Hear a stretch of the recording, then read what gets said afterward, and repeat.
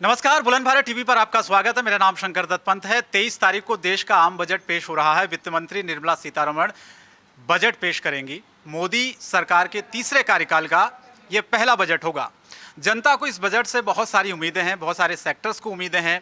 आम जनता इस बजट पर क्या चाहती है, युवा इस बजट पर क्या चाहता है, क्योंकि बजट में ऐलान तो बहुत सारे होते हैं लेकिन वो धरातल पर कितने उतरते हैं, ये भी हर बजट के बाद एक सवाल खड़ा होता है। हम कुछ लोगों से सिलसिलेवार तरीके से बातचीत करेंगे क्योंकि इस बजट से उनको कितनी उम्मीदें हैं और क्या जो बजट पेश होने वाला है वो क्या चाहते हैं उनके लिए ये बजट लेकर आए।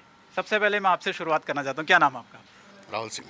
राहुल जी, बताइए, बजट पेश होने वाला है, तीसरा कार्यकाल मोदी सरकार का पहला बजट है, बहुत सी उम्मीदें हैं जनता को। आप क्या उम्मीद लगा के बैठे हैं बजट से? उम्मीद तो बहुत था। जिस तरह आम आदमी का कमर टूटा है उस तरह सरकार के लोगों ने कमर तोड़ दिया है। जिस तरह दाल 180 रुपये, टमाटर 140 रुपये, तो ये तो टेलर है, अगला बार सरकार को पता चल जाएगी। इसलिए सरकार को इस पर ध्यान देना चाहिए आम आदमी के बजट पे कि उनके घर गृहस्थी कैसे चले। टैक्स स्लैब को लेकर जीएसटी ठीक है, टैक्स सब ठीक है। जीएसटी खान पान पे नहीं होना चाहिए, जैसे आटा चावल दाल ये सब पे जीएसटी नहीं होना चाहिए, जिसके कारण महंगाई कहीं ना कहीं असर करता है। एक और मैं चाहता हूं आपसे कि कौन से ऐसे सेक्टर्स आप चाहते हैं जिस पर फोकस रहे इस बजट में सरकार अपना फोकस? सबसे पहले सरकार को फूड पर ध्यान देना चाहिए कि इस पर टैक्स की कटौती किया जाए। ये बहुत ज़्यादा आम आदमी के कमर तोड़ रहा है। आपका नाम? गीता। गीता जी, बताइए, क्या उम्मीदें लगा के बैठे हैं आप? बजट पेश होने वाला है। उम्मीदें तो बहुत सारी लगा के बैठे हैं कि मतलब हमारे जो भी महंगाई बढ़ रही है उसमें कुछ कमियां होनी चाहिए। कुछ बजट अगर मान लो हमारे नमक अगर 31 हो गया, इन सब चीज़ों खाने पीने की चीज़ें पे जीएसटी नहीं लगनी चाहिए। हाँ, और दाल हो गया 140 हो गया, तो प्लीज़ जो खाने पीने की चीज़ें मतलब इन पे थोड़ा सा प्राइस रिड्यूस होना चाहिए। और क्या चाहते हैं आप? कौन से ऐसे sectors, health sector, education sector, या आप खुद एक एम्प्लॉय हैं, जॉब करते हैं, तो आप क्या चाहते हैं कि किस पर एजुकेशन सेक्टर का लेते हैं तो अगर फीस वगैरह आपको पता है कि एजुकेशन में फ़ीस बहुत ज़्यादा बढ़ रही है। अगर बीटेक का फीस आम लोग तो जिसको फाइनेंशियल प्रॉब्लम है वो तो पे ही नहीं कर पाएगा। तो भाई उन्हें भी तो अपनी लाइफ में कुछ करना है ना, तो वो कहाँ से पे कर पाएंगे। तो प्लीज़ थोड़ा फीस पे भी थोड़ा ध्यान देना चाहिए गवर्नमेंट को कि हर कोई नहीं इतना अफोर्ड कर पाएगा। मतलब एजुकेशन सेक्टर पर आप कह रहे हैं कि Yes, फोकस होना yes. चाहिए, कुछ राहत युवाओं को मिले, हेल्थ और एजुकेशन। आप क्या चाहते हैं जी? अपना नाम बताइए पहले, क्या करते हैं आप? ऋषभ, प्राइवेट जॉब ही करता हूँ। देखिए, बजट से उम्मीदें तो सबको हैं, लेकिन सरकार को खरा उतरना चाहिए बजट पे। महंगाई देख लीजिए, सब्जियों पर, आटा दाल चावल, कहीं भी देखिए, कुछ भी कहिए, आपका इतना प्राइस बढ़ा दिया उन लोगों ने कि आम जनता अफोर्ड ही नहीं कर पा रही उस चीज़ को। दूसरा, हेल्थ सेक्टर अगर मैं बात करूं, या फिर मैं बात करूं जॉब्स की, आज कितना मारे मारी है सरकार, कोई ध्यान नहीं दे रही है, जॉब नहीं दे रही है, प्राइस इतने बढ़ा दिए हैं। तो सरकार को बजट में ये सारी चीज़ें शामिल करनी चाहिए ताकि आम जनता को सहूलियत मिले उस चीज़ के लिए।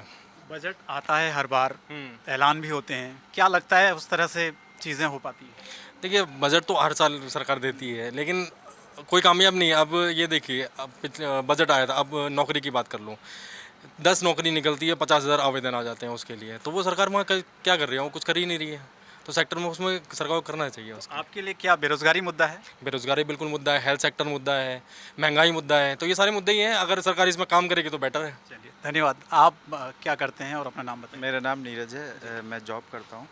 क्या और उम्मीदें हैं बजट से? बजट से देखो यही उम्मीदें हैं कि सारी आम सरकार, किसी को सरकार से कोई नहीं है आपत्ति, किसी की भी सरकार हो, कोई भी। अब जब बजट पेश होता है तो मेन यही रहता है, सबसे पहले आम आदमी को देखा जाता है। हर चीज़ पे देखो, आप खाने से लेके हर चीज़ पे ही टैक्स है।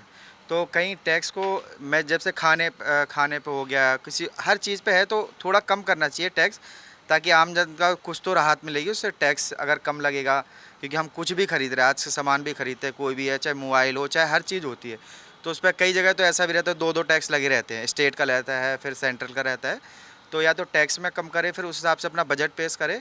और जैसे कि एजुकेशन हो गई, कुछ आम जनता है जिनके पास नहीं है इतना एजुकेशन के लिए, पढ़ाई के लिए, या तो उनके लिए भी कुछ सिस्टम बनाए कि उस पर फ़ीस कम करे, या फिर कुछ भी मतलब ऐसा निकाले कि आम जनता को थोड़ा राहत मिले।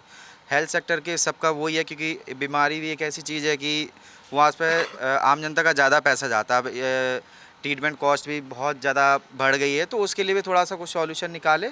बाकी तो बस यही कहना है। आप खुद एक यूथ हैं, जैसे इन्होंने कहा बेरोजगारी इनके लिए मुद्दा बड़ा है, आपके लिए क्या है इस मुद्दा देखो सबके लिए ही बेरोज़गारी है, क्योंकि इंडिया में आपको भी पता है सबसे ज़्यादा यही बेरोज़गारी है। हम देखते हैं रेड लाइट वगैरह पे भी देखते हैं, कोई लोग पढ़ नहीं पा रहे हैं, तो कुछ अभी हम देख लें छोटे छोटे बच्चे जो अंडर 18 ही है, वो कहीं ना कहीं काम कर रहे हैं।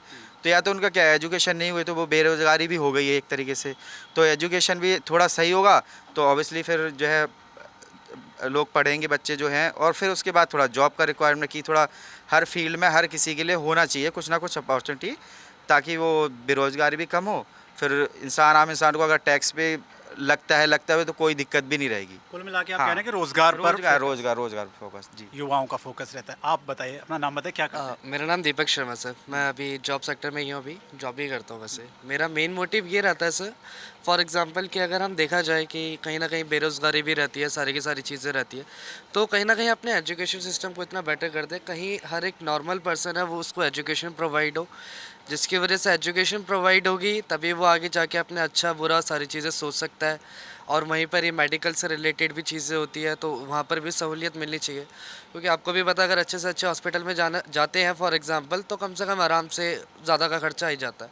तो वहाँ पर गवर्नमेंट को कुछ ना कुछ पॉइंट रखना चाहिए कि हाँ भाई ये पर्सन है इतना अफोर्डेबल नहीं है, तो हम सेमी गवर्नमेंट कर दें या फिर ऐसा कुछ कर दें। अगर ये दोनों चीज़ें ठीक हो जाती हैं तो आई थिंक मेरे को लगता है कि इंडिया आगे ज़रूर बढ़ सकता है। देखिए, बजट पेश होता है हर बार, और हेल्थ को लेकर और इसके अलावा एजुकेशन को लेकर बाकी सेक्टर्स में, लेकिन दो सेक्टर्स आपने बोले खास तौर पर जिन पर सरकार का भी ध्यान रहता है और आम जनता भी चाहती है कि इस पर काम हो। क्या लगता है आपको, जो पिछले बजट पेश हुए हैं उसमें कुछ कमी रह गई, जितने ऐलान हुए वो नहीं हो ऐसी पाए? बात नहीं है सर। एक्चुअली क्या रहता है ना कि जो भी बजट आता है, फॉर एग्जांपल सबसे ज़्यादा मुद्दा ये रहता है कि बेरोज़गारी का मुद्दा रहता है। ऑब्वियस सी बात है, हर कोई इसी के ऊपर बात करता है। लेकिन जिस हिसाब से अनएम्प्लॉयमेंट ज़्यादा है इंडिया के अंदर, तो आई थिंक उसको रिकवर करने के लिए एजुकेशन मेन इम्पॉर्टेंट है। एजुकेशन होगी, उसी के अकॉर्डिंगली स्किल होगी, उसी के अकॉर्डिंगली आपको रोज़गार मिलेगा। तो ये मेरा पॉइंट है। ठीक है, आप बताइए, क्या नाम है आपका, क्या करते हैं? मेरा नाम सुनील गुप्ता है।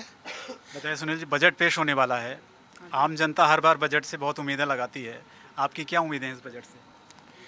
बजट से यही उम्मीदें हैं कि जो हमारा हेल्थ से रिलेटेड हो गया, एजुकेशन हो गया, बाकी भी जो बिजनेसेस है उनके लिए भी कुछ राहत मिलनी चाहिए। क्या चाहते हैं आप इस बजट में, क्या हो? आप एक आम आदमी हैं, आप जॉब भी करते हैं, आप यूथ भी हैं, क्या होना चाहिए ऐसा? मेन तो यही आपका हेल्थ सेक्टर और एजुकेशन सेक्टर में मेन सुधार होना चाहिए, जो कि सभी को है। बाकी जो भी बाकी और जो है हमारा मतलब जो भी खाने की चीज़ है उनमें थोड़ा सा राहत मिलनी चाहिए, जो आम पब्लिक खाती है उससे थोड़ा काफ़ी थोड़ा जीएसटी का भी थोड़ा कम करे। बस मेन यही है। टैक्स स्लैब तो थोड़ा सा कम कर दे, ठीक है, बाकी तो ठीक ही है। ठीक है। ये जनता की राय थी, कुछ यूथ थे जो बजट को लेकर उन्होंने अपनी राय दी कि कैसा बजट होना चाहिए, क्योंकि लोक लुभावन वादे बजट में किए जाते हैं जब बजट आता है, लेकिन वो कितना धरातल पर ऊपर उतर पाता है, वो चीज़ें कितनी इम्प्लीमेंट हो पाती है, ये सबसे बड़ा सवाल उठता है। एक बार फिर से मोदी सरकार के तीसरे कार्यकाल का पहला बजट 23 तारीख को पेश होने जा रहा है, लेकिन अब ये देखना होगा बजट से जनता की जो उम्मीदें हैं, यूथ की जो उम्मीदें हैं, अलग अलग सेक्टर्स को लेकर जो उम्मीदें की जा रही हैं कि ऐलान होंगे, वो कितने पूरे होते हैं। बजट जब आएगा उसके बाद की तस्वीरें साफ हो पाएगी। फिलहाल मुझे मेरे कैमरे में से राहुल राठौर दीजिए इजाज़त। नमस्कार।